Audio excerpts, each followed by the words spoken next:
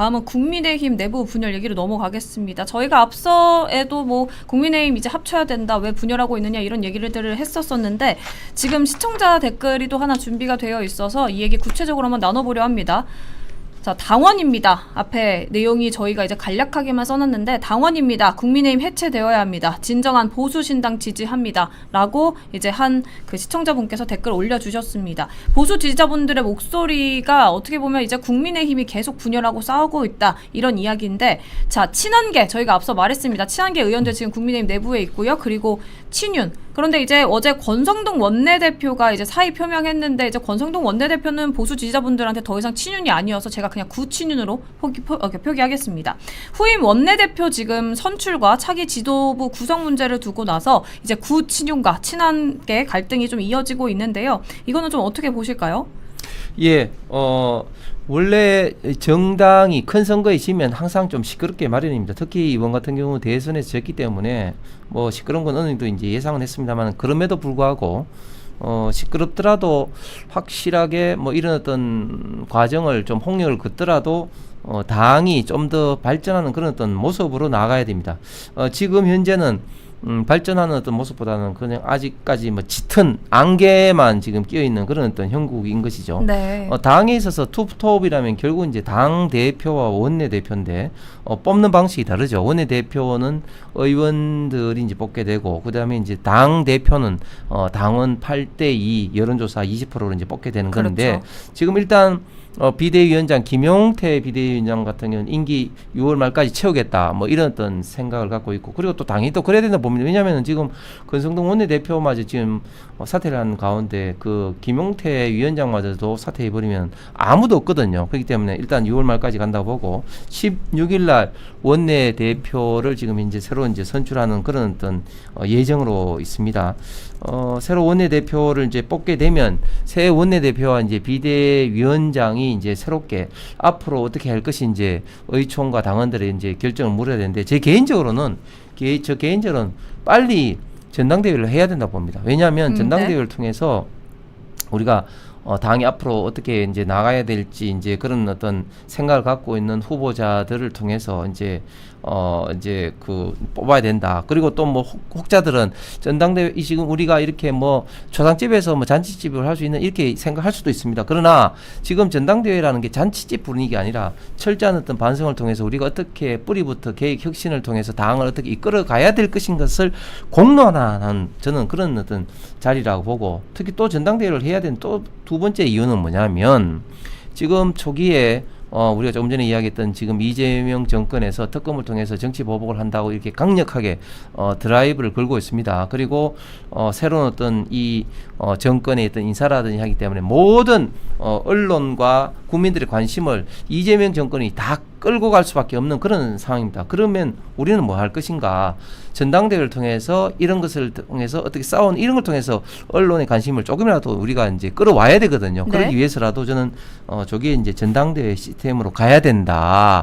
그리고 가면서도 그냥 무작정 가는 것이 아니라, 저는 지난번에 전당대회에도 큰 문제가 뭐냐면은 초기에 그 총선 백서라든지 이런 걸 좀 릴리스를 해서 이 상황에서 어떻게 이제 그 정확하게 이런 것들을 어떻게 하겠다는 것을 후보자들이 이야기하던데, 그 총선 백서가 굉장히 늦어져 버렸기 때문에 사실은 무엇을 어떻게 할 것인지에 대해서 지난번 당대표 전당대회에서 구체적으로 나온 부분이 굉장히 없습니다. 그렇기 때문에 이번에 전당대회를 하더라도 구체적으로 당을 어떻게 이제 바꿔야 될 것인지, 예를 들면 이제 그 우리가 언론에 있어서 이 국민들에게 설득하고 이런 것들이 중요한데, 민주당은 그 현역 의원들 평가하는데 의정활동, 지역활동, 그 다음에 국민소통 분야를 해서 구체적으로 국민소통 분야의 방송, 유튜브, SNS 등등등등 이런 평가를 구체적으로 하거든요. 그런데 국민의힘은 그런 평가 기준이 상당히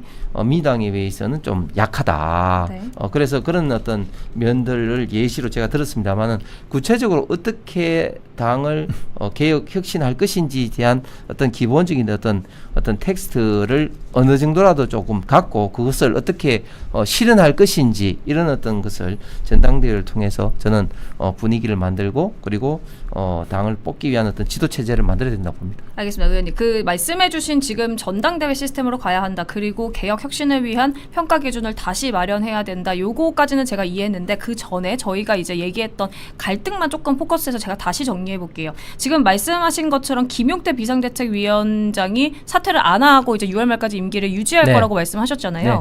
근데 권성동 원내대표도 사실 사퇴했지만 새 원내대표 선출까지는 직을 유지하기로 했단 말이죠. 그런데 지금 한국일보 단독 기사를 보면 권성동 원내대표가 김용태 위원장을 찾아가서 같이 물러나야 한다고 이제 사퇴 압박을 했다고 합니다. 그럼 결국에는 같이 물러나자고 이제 뭐 설득을 하든지 아니면은 둘 다 직을 유지하는 건데 둘 다 직을 유지하게 되면은 김용태 위원장의 거취가 이게 더 중요해질 거거든요. 왜냐하면 지금 권성동 원내대표가 그러니까 권성동 대표가 비대위원장을 임명할 수 있게 돼버리는 상황이 되다 보니까 이것 또한 지금 권성동 그 원내대표하고 그 다음에 지금 김용태 위원장의 또 다시 새로운 갈등이 이어지는 건 아니냐. 그렇게 되면 나중에 그 부분에 대해서는 네. 오늘 오전에 네. 권성동 해결됐어요? 대표가 바로 잡았습니다. 그건 명백히 오보다. 그런 적이 없다. 나는 모든 것을 던진다. 김용태 비대위원장에게 동시 사퇴하자는 이야기 자체를 한 적이 없다. 네. 강하게 부정하는 이야기를 그럼 했습니다. 비대위원장 지명은 지금 누가 할 걸로 지금 유력한 거예요? 아니 일단은 지금 김용태 비대위원장이 이제 6월 말까지 임기가 있는 거고요. 네. 그 다음에 이제 16일 날 새 원내대표가 이제 뽑히게 되면 그때 새 원내대표와 그 다음에 비대위원장, 그 다음에 의총에서 어떻게 당 지도 체제를 갈 거냐, 즉 비대위 체제를 조금 더 연장할 거냐, 아니면 전당대회를 할 거냐, 그걸 이제 결정하게 되는 거죠. 알겠습니다. 왜냐하면 지금 국민의힘 내부에서 갈등이 너무 이제 심각해지다 보니까 지금 전당대회 시스템이나 평가 기준도 중요하지만 이 각각 개개인의 갈등을 어떻게 해결할 것이냐 이 문제를 좀 짚고 넘어가야 하고 이게 지금 제가 여쭤보는 질문이라서 의원님께도 한 번 더 말씀드렸고요. 교수님은 어떻게 생각하세요? 지금 일단은 뭐 지금 보면 그 16일에 새 원내대표가 뽑히면 아무래도 그 뭐 김용태 비대위원장 같은 경우에는 이번 달까지 임기가 되든 말든 새 원내대표가 뽑히게 되면 김용태 비대위원장 임기도 그 비대위원장도 마찬가지로 거기서 결정이 나게 되는 거거든요. 네. 그래서 아마 저는 새로운 원내대표가 뽑히면 그 새로운 원내대표가 아마 비대위원장을 겸임할 가능성이 높고 그렇다면 권영세 비대위, 김용태 비대위, 그 다음에 아마 새 원내대표가 하는 비대위가 오래 가지를 못해요. 그렇기 때문에 저는 아마 우리 그 친한계에서 얘기하는 것처럼 조기 전당대회는 열릴 수밖에 없는 상황이고 어떻게 보면 조기 전당대회를 통해서 아마 새로운 지도부가 구성되는 것이 아마 지금 이재명 뭐 정부가 들어와서 벌써 뭐 세계 특검도 통과시키고 여러 가지 이제 뭐 굉장히 야당을 향한 공세 드라이브로 강할 큰 가능성이 크기 때문에 오히려 뭐 지금 당대표를 뚜렷하게 뽑아버리는 것이 좀 더 나을 수 있는 거죠. 근데 저는 지금 친윤계에서 보면 아마 이번 대선에서 패배했기 때문에 그 모든 정치적 책임을 친윤계가 짊어지게 되면 결국은 한동훈 대표가 차기 전당대회 출마할 거고 그럼 한동훈 전 대표가 결국은 또 당권을 지는 거 아니냐. 그렇게 되면 분열 더 심해진다는 목소리도 이렇게 있어요. 생각이 되는데 저는요.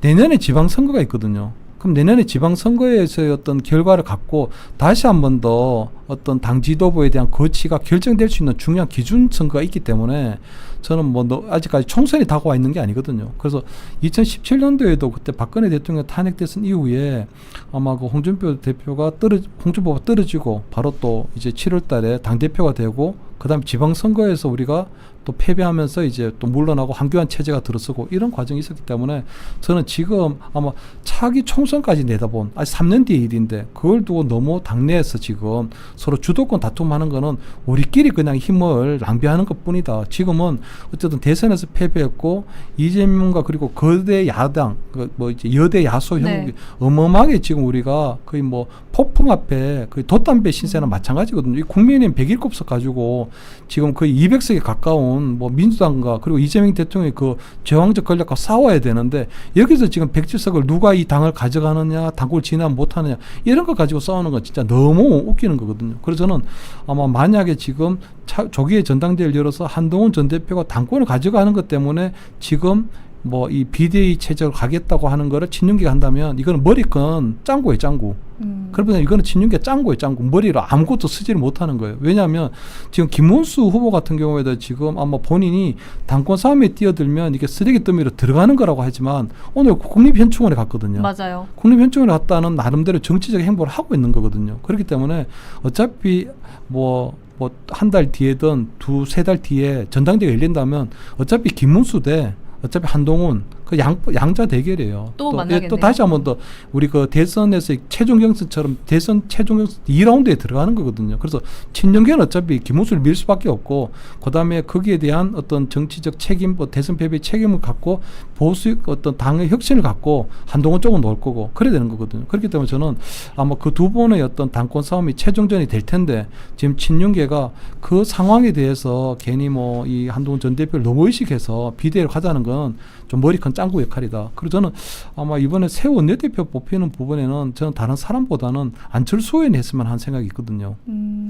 지금 거론되고 있는 인물은 보니까 뭐 한동훈계 뭐 송석준 의원이나 부산에 뭐 조금 개파색이 엷은 뭐 김도보 의원이나 이런 분들이 거론되고 있는데 네. 그런 분들은 사실은 조금 정치적 중량감이 조금 떨어지거든요. 그래서 저는 차라리 안철수 의원이 이번에 보면 어떤 계엄이나 탄핵의 어떤 국면에서도 보면 입장이 좀 분명한 게 있었고 또 본인이 어떤 경선에서 패배를 인정하고 바로 김문수 후보에 대한 지지 선언을 하고 또 이번 대선 기간 내내 또 열심히 또 뛰고 우리가 뭐 어떤 패배가 결정된 그 순간에도 상황실에 홀로 또 앉아서 지키고 이랬었거든요. 그래서 저는 아마 그동안 우리가 합당하는 과정에서 안철수 의원이 계속적으로 어떤 조금 뭐 이방인 또는 우리 국민의힘의 어떤 서자 취급 비상을 받았다면 이제는 이제 국민의힘에서 나름대로 이 안철수 의원이 한때 그래도 국민의당의 대표였던 그런 것도 좀 인정하고 나름대로 뭐 새 원내대표를 한번 맡아서 그냥 뭐 또 뭐 한동훈계도 아니고 또 뭐 친윤계도 아니고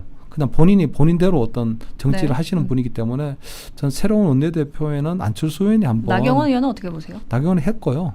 예, 또 뭐 제가 볼 땐 지금은 약간은 뭐 좀 새로운 컬러가 나와야 되기 때문에 저는 아마 지금은 보면 좀 계엄이나 탄핵에 대해서 분명 입장을 가지시는 분들 좀 전면에 서고요.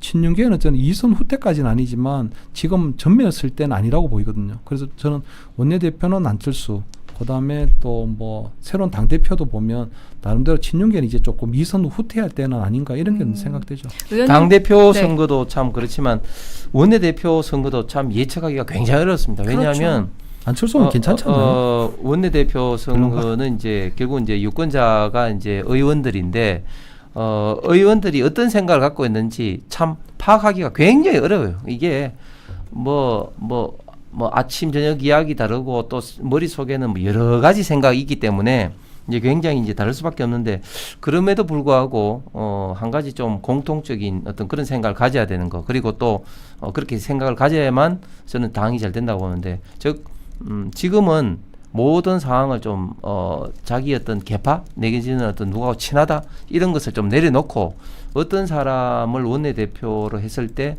두 가지 점을 생각해야 되는 거죠. 첫 번째는 당의 어떤 국민으로부터 비춰진 이미지가 어떨까? 또 두 번째는 거대 여당 민주당하고 협상을 누가 잘할까? 이 두 가지만 생각을 하고 원내대표를 뽑아야 됩니다. 그래서 지금 이제 뭐 구체적으로 뭐 누가 나올지 아직까지는 거명되기 전이지만 지금 원내대표 뽑는 문제 이런 것부터 당이 너무 지나치게 어떤 계파 싸움에만 골몰하게 된다면 네. 국민의힘은 그야말로 절벽 천길랑 떨어질 수밖에 없다고 봅니다.